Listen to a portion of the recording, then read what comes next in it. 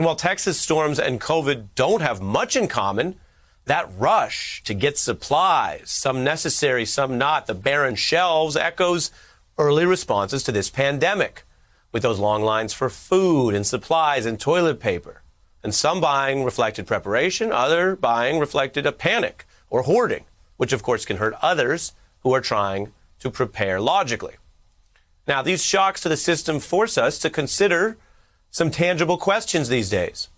How long can you survive in your home without new purchases of food?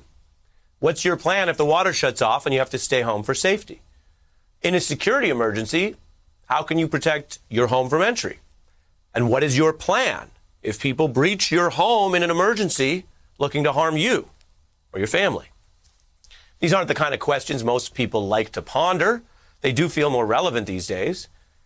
All of this is also the preoccupation of one group of people. People who think about and actively prep for some of the worst possible disasters. We're speaking, of course, about doomsday preppers. When survival's the goal, it's into the spider hole. I'm preparing for an electromagnetic pulse that will disable the transportation system. We have weapons for every individual in a house. I'm going to survive a genocidal siege by building a tunnel that will lead my family to safety. When the economy fails, anybody that could find the trail could be a potential threat. I need to be able to hide my family, and that's why I'm building an invisible treehouse. Some of this looks extreme, even deliberately, entertainingly so, but some preppers are pretty practical and they have straightforward reasons for their approach. It's like getting car insurance. I grew up in hurricane country. Prepper is what I am. I am preparing for disaster. All we can do is help the person next to us and our neighbors. So there is dramatization. The extreme examples do get more attention. But this approach, to be clear, is not reserved to a small group of alarmists. 1 out of 5 Americans have tended to say they spend their own money preparing for disasters. That's as of 2019. But it's more than doubled to almost half of Americans since the pandemic. And that's in line with what the federal government recommends, which is having at least 72 hours worth of food, water, and basic supplies if you were stranded at home. Now, some preparation is prudent given unavoidable disasters like a pandemic. Let's be clear, there's also other trends at work. Despite the wealth of the United States, despite its mighty military, our government's faltered in several big disasters, from the Bush administration's epic failure after Katrina to the foreseeable breakdown we've been covering in Texas from letting private corporations put their own profits above basic disaster prep and winterizing.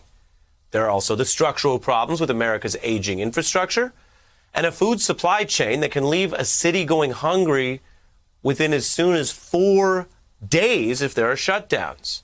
There's also America's broader libertarian streak towards the government, which can feed attacks and basically stem political investments that might make the government more effective at this stuff. And just as America's a richer country than, say, Germany, its approach to public health care and government prep have left it with more than double the rate of COVID deaths compared to that country. And disaster preparedness experts stress this American problem stretches across different disaster events. The U.S. is one of the top 5 countries in the world in terms of the number and severity of disaster events. FEMA is getting stretched, really stretched. And now they've said, be prepared to be on your own for 72 hours. Be prepared to be on your own. The government's emergency advice is prep to be on your own.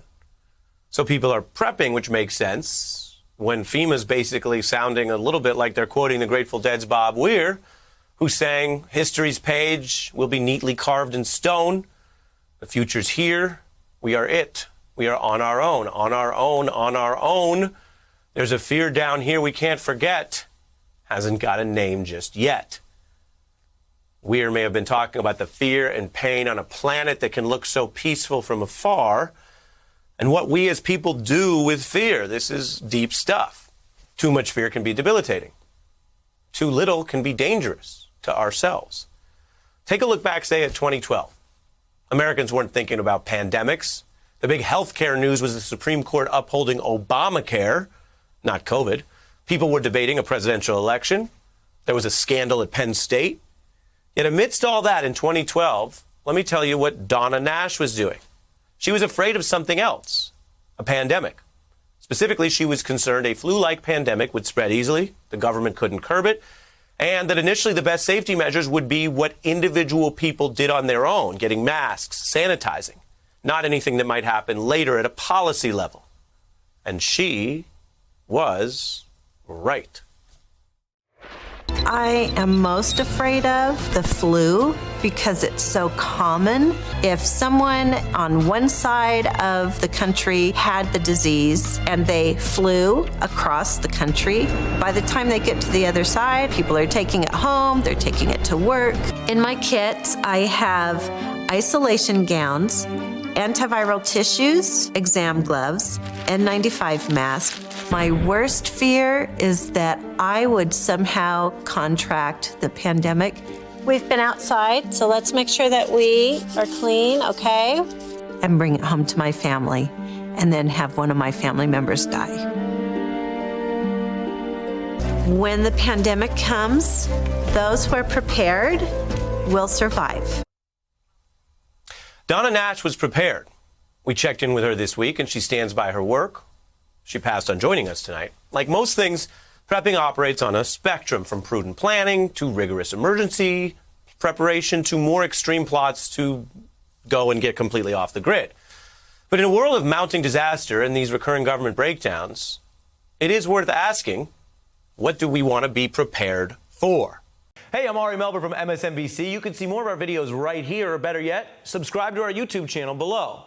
You could have been anywhere in the world, but you're here with us, and we appreciate that.